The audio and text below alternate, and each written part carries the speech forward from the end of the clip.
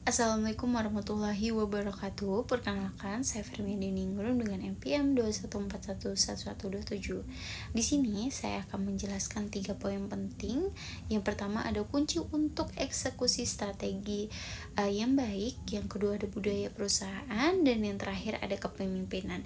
Mari kita bahas untuk poin yang pertama, yaitu eksekusi strategi yang baik dimulai dengan pemahaman yang jelas tentang apa itu strategi.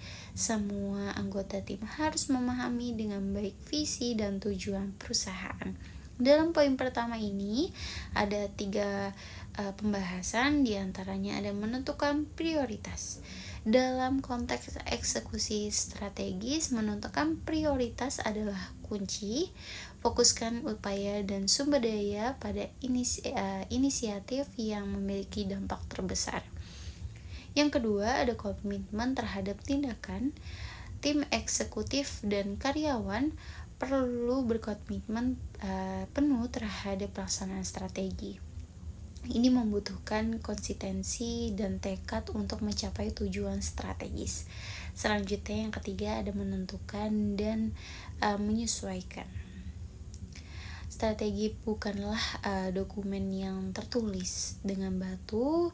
Ini perlu dipantau secara teratur dan juga perlu penyesuaian harus dilakukan sesuai dengan perubahan dalam lingkungan bisnis. Sebagai contohnya yang saya ambil yaitu Apple, di mana Apple sendiri adalah contoh perusahaan yang sangat baik dalam pemahaman visi dan strategi.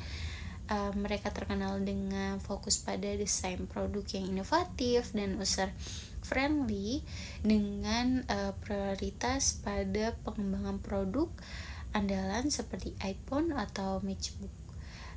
Apple secara teratur melakukan pemantauan kinerja produknya dan menyesuaikan strategi mereka sesuai dengan umpan baik pelanggan dan perusahaan dalam pasar.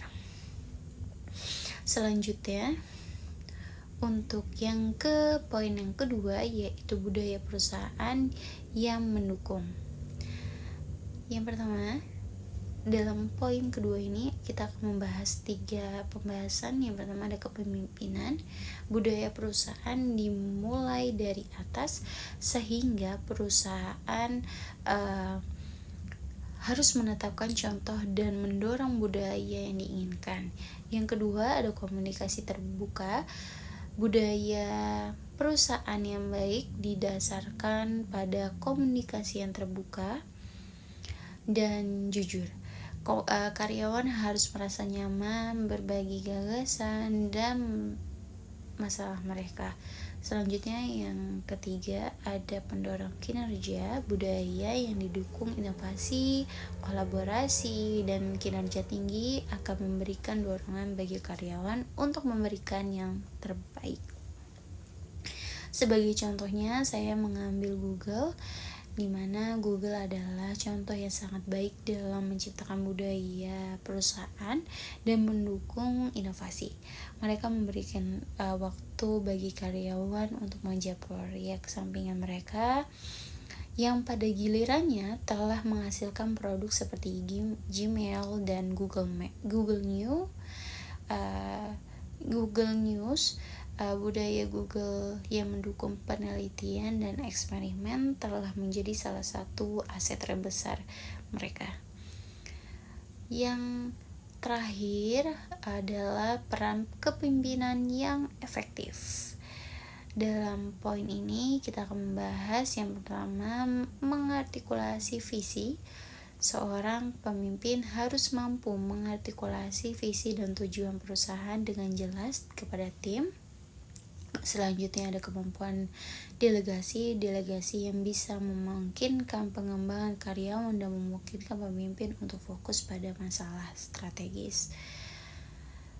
Dan pengambilan keputusan yang bijak. Pemimpin yang bijak harus dapat membuat keputusan yang sulit ketika diperlukan. Sebagai contohnya, saya ambil satu contoh kepemimpinan yang efektif adalah Jeff Bezos, pendiri Amazon. Bezos mampu mengartikulasikan visi Amazon sebagai perusahaan yang fokus pada pelanggan dan memberikan peran penting delegasi. Ini juga dikenal sebagai pengambilan keputusan yang tegas dan berani, yang membantu Amazon berkembang menjadi perusahaan e-commerce terbesar di dunia.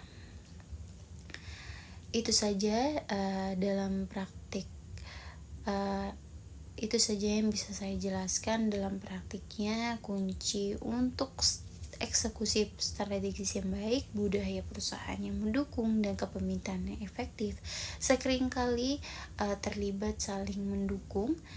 Perusahaan yang berhasil menggabungkan ketiga elemen ini cenderung mencapai keberhasilan jangka panjang di pasar yang kompetitif. Sekian, itu saja yang bisa saya sampaikan. Saya ucapkan terima kasih. Wassalamualaikum warahmatullahi wabarakatuh.